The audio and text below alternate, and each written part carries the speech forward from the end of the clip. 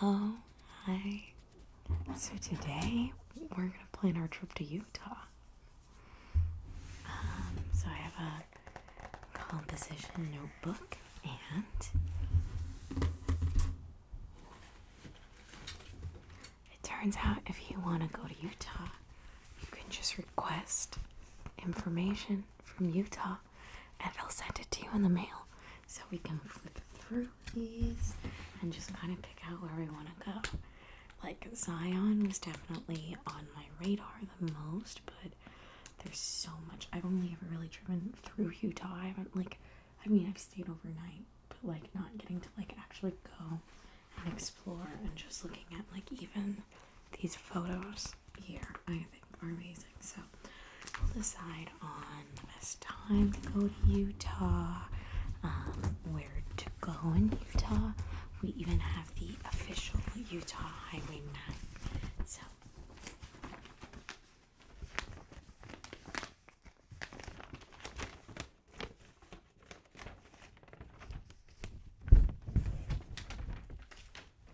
and oh boy, is it big.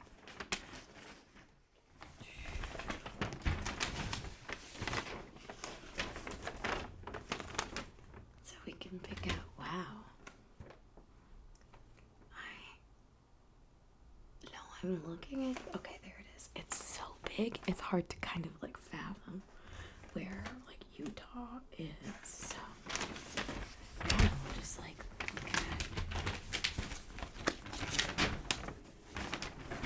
Utah. I am a Gen Z and that might be the first time I've ever had to fold a map that big, so that's cool.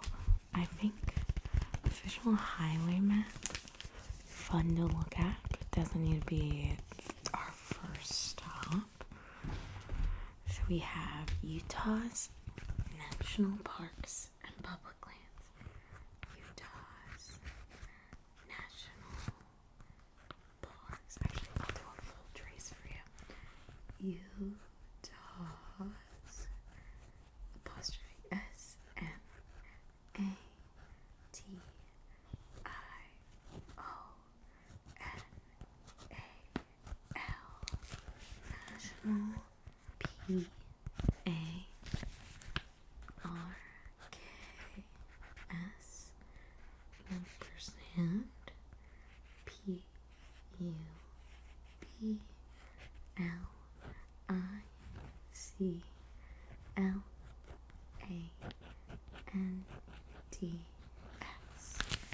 Utah's national parks and public lands, and there's a nature valley ad on the back that says spending 10 minutes in nature can help reduce stress. When parents spend more time outdoors, their kids are more likely to do the same. Living in a neighborhood with more nature is related to reduced stress. Spending 15 minutes walking in nature is energizing. And people who exercise outdoors instead of indoors report lower anxiety. So I think we should be going outside, especially because I know Utah has a lot to offer. So let's see. Welcome. We are happy to have you in Utah. We're being welcomed by Natalie Randall, Managing Director of Utah's Office of Tourism and Film. That's cool. When you visit Utah, you'll have access to seemingly endless, stunning outdoor spaces, including our mighty 5 national parks, national monuments, and recreation areas, 45 state parks, 25 certified dark sky places, well, we must, and an abundance of national forests and open lands. But having access to these places means being a good steward of them. We want you to keep these places accessible and beautiful forever. This ethic is what we call Forever Mighty. To help you plan and prepare for a responsible trip, the Utah Office of Tourism encourages you to follow the Utah Leave No Trace 7 principles. Leave no trace is very important, and I do think we will definitely be practicing that regardless of what we do or where we go. So let's read their principles. 1, know before you go. Plan ahead, research your destination. We're doing that right now. 2, stick to trails and overnight right. Overnight right in quotes. Camp only in designated campsites. That makes sense. Trash your trash. Pack out everything you pack in. Yep. Protect indigenous cultural heritage. Observe but don't touch any rock imagery and historic inscriptions you may find. That would be really cool if we could find something. Protect, I already read that one. Minimize campfire impacts. Use a camp stove. Put your fire out by drowning the ashes until they are cool to the touch. Yeah, that tracks. Keep wildlife wild. Keep yourself and your pet at a distance from wild animals and never feed wildlife. In this economy, our food is for us. So we won't be doing that. When exploring public lands such as national parks and state parks, remember to be courteous to others enjoying the land. Share our parks, trails, and roads. Well, though I do feel like we are the main characters, I guess I will respect everyone else in Utah. Okay, so this is split up into Northwest Utah, Northeast Utah, Southwest Utah. There's a map in the middle. So many maps. East Central Utah. Be Mighty, Responsible, OHV, Southwest Utah, and Just for Kids. I'll tell you what we're not reading. Just for Kids. Okay.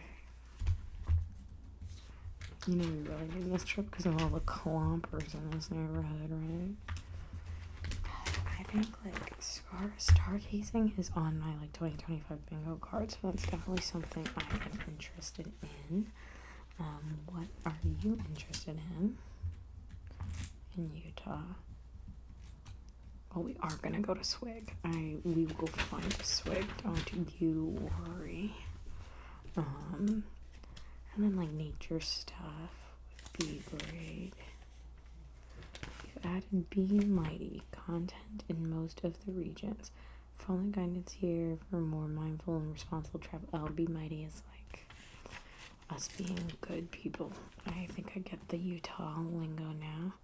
Under the darkest night skies. That's exactly what I'm looking for.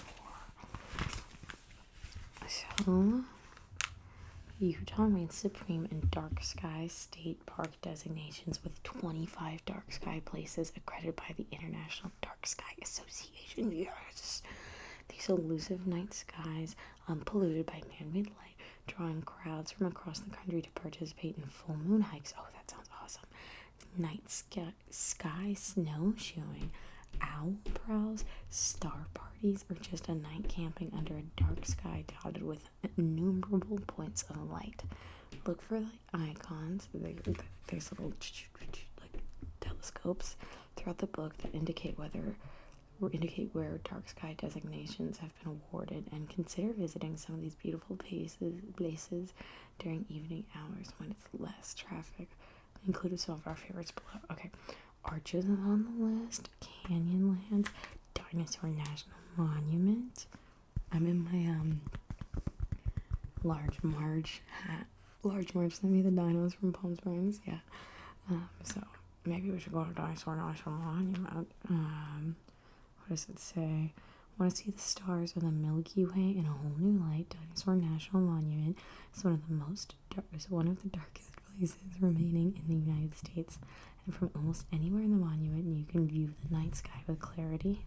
The monument staff hold their night sky programs near Splitting Mountain Campground.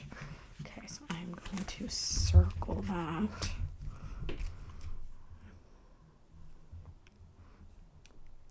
Where is it? Splitting Monument, Split Mountain Campground at Dinosaur National Park. Dead Horse Point State Park. We could see Andromeda Galaxy from Kodachrome Basin State Park, which which is the darkest. All these are somehow the darkest skies. So we will keep our eyes out for those. Arches has also always been on my list. Like, I know I was saying Zion, but pet friendly, not an us problem. Northwest Utah, what do they have? There's the Great Salt Lake City. I've never been, have you? Yeah. Bear Lake State Park, East Canyon State Park. No. What do they want? Lands and mountains and lakes. I mean, we like those things. Fishing, water skiing, swimming, love swimming, stand-up paddleboarding, hiking, backpack sailing, mountain biking, road biking, boating. Antelope State Park, East Canyon. Oh, there's a really cool cave. Look at this. That cave. It looks like it's called the Timpano Ghost. Probably saying that wrong. You know I can't sound things out. Medically, I can't sound things out. I told you they told me that I have a fluency error, which is all about sounding things out. Whatever. But this cave looks cool. I'm not really feeling drawn to this region.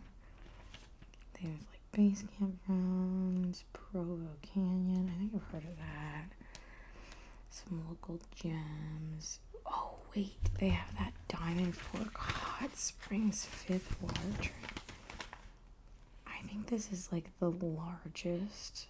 Oh no, it's the Homestead Crater. When you think of Utah, you may not think of year-round snorkeling, paddleboarding, yoga, and scuba diving, but the Homestead Crater has it all, located in an underground cave an hour out of Salt Lake. The Homestead Crater remains 90 to 96 degrees year-round. The springs size 60 feet deep and 400 feet wide. Oh my god, I've always wanted to go to this place. That is getting a circle right as I was talking crap about this area. And they also have hot springs. You know I love that stuff.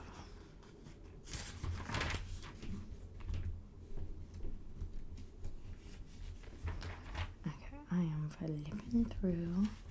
I'm just gonna like flip until I find pictures that I like. And then here's some sky stuff. I feel like if we could go to the crater and do sky stuff, that would be cool. This is the map. There's such great stuff. There we go. Bear Ear National Monument. Bridge. Oh, ooh, this looks cool. This is in Northeast. Oh, and they have the Rainbow Bridge there. Oh, and you can see the sky Rainbow Bridge. And then this looks really cool. What is it called? You see these like, I guess like cave, like this like early human art. Like, oh, that's so cool. The process panel, a panel depicting 3 snaking lines of 179 human-like figures marching in a single file and converging on a great circle. The petroglyphs engraved into the rock surface by ancient artists also feature images of deer, bighorn sheep, elk, and geometric shapes. Oh, you know I love a geometric shape. The small human figures appear to be led by a few larger ones carrying hooked staffs and wearing headdresses, perhaps shamans who interacted with the spirit world and its animal helpers. Respect the pictograph and the petrographic oh, I added a lot of letters there. Panels and archaeological sites. Petroglyphs are an important part of our human and national heritage and can be fragile. We gotta do leave no trace, of course, but that is really cool. I'd love to see that. Like, I love just thinking about early humans and stuff. Okay, so this is definitely.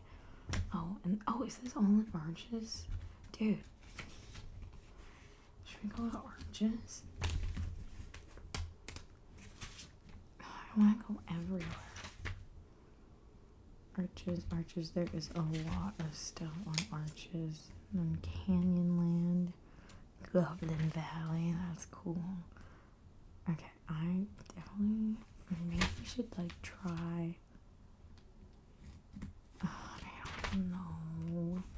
I don't want to see. Oh, and here's Zion. Avoiding crowds. Zion is one of the most popular parks in the nation. Overcrowding during peak season. I think like I don't have a lot of. Do you have any vacation time left? No, so we have to go like a long weekend. So people are going to be there. So maybe we don't do Zion. Like I guess I just like I was like near Zion recently, so it like piqued my interest. But like, yeah, if it's gonna be super overcrowding. Oh, they have nighttime hikes to take in the Milky Way. Though I'm highlighting it. Even like when you're going to Zion, nighttime hikes though. I mean, maybe we could go in an off season. I don't know. I think I want to spend a lot of time in Utah. I see why the Mormon wives live there. Secret Lives of Mormon Wives. You gonna watch the show? Well, you're gonna watch the show before we go to Utah. We're not going to Utah, and you won't understand. We can't go to Utah if you don't understand my like Secret Lives of Mormon Wives references. So, well, they're in Utah. Okay. So that is this book. I'm definitely seeing things I'm interested in. We want to like camp, right? I mean, like we have experience dark skies. Okay. When to experience dark skies? See more of the summer. We see more of the Milky Way is center in the highest concentration of stars, combining for the most luminous views during the summer. Looking low on the southern horizon, the constellation of Sagittarius is brightening. The Milky Way rising. Winter seems to be. We are looking towards the edge of the galaxy during winter. The fewer stars that are less intense and more subtle. Winter is a wonderful time of year to experience stargazing, in part because it's kinder to the non-night owls. There are more hours of darkness. Okay, I feel like summer for sure. And then they have like notes on viewing the galactic core. It shines nightly from March to November. That's most of the year. So if we go like end of summer, yeah, there's a 3-day weekend in like August, September, right? So it says June through August. View the Milky Way as soon as the sun sets for most of the night. In September through November, the Milky Way will be best seen in the early evening. So like it'll be early evening to see the Milky Way. That's awesome. So we don't even have to be up that late. And then where? Arches. And Dead Horse Point is, no, I said I wanted the dinos. Bryce Canyon, Utah State Parks. They have dark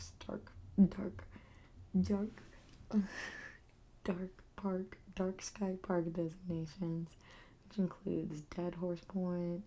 I'm not going there. Antelope. Smaller ones. National monuments. Oh, Dinosaur National Monument. Okay, I need to find out where this Dinosaur National Monument place is. Because my dream situation is we do dinosaur and that crater and some camping. And we see some stars and go on some hikes and it's awesome. So, the only way to do that is to look at a literal map. Or Google it. I don't have my phone on me, it's dead. But I think this was a solid planning sesh. I think we have steps to take after this, obviously. But I think I'll do some googs. Can you go through your camping gear and tell me what you have? And then also tell me when you have time off. So we can figure that out. And then I think we need to like book stuff soon. Because, Utah gets competitive, especially on those like big vacation days. So just let me know your avail. I'll do some research, do some mapping stuff. Can we take your car? Come on, my car is stinky. Well, yeah, I could take my boxing gloves out of it, but I'm not going to. Just an illusion. Okay. We will regroup on the car situation once we have a place to go. Your car's bigger, but whatever. Anyway, okay. Well, I'll see you later. Bye. Bye.